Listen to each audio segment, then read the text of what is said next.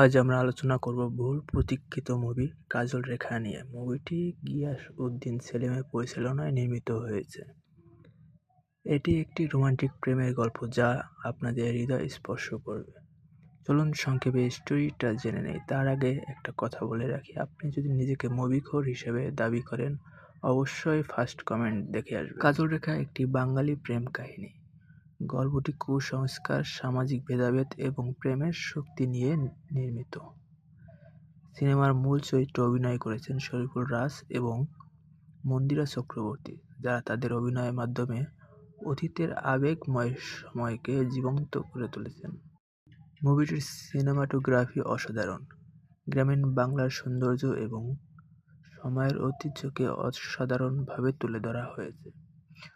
Costume design থেকে background score সবকিছুতেই গল্পের আবেগের সঙ্গে মিশে গেছে। বিশেষ করে মুভির চিত্রায়ন এবং কালার টোন আপনাদের পরিপূর্ণ অনুভূতি দিবে। শরীফুল রাজ তার চরিত্রে প্রাণ ঢেলে অভিনয় করেছেন। তার সংলাপ, উপস্থাপন এবং আবেগময় দৃশ্যগুলো সিনেমাটিকে এক অন্য উচ্চতায় নিয়ে গেছে। মন্দিরা চক্রবর্তীও তার চরিত্রে সমানভাবে প্রভাবশালী।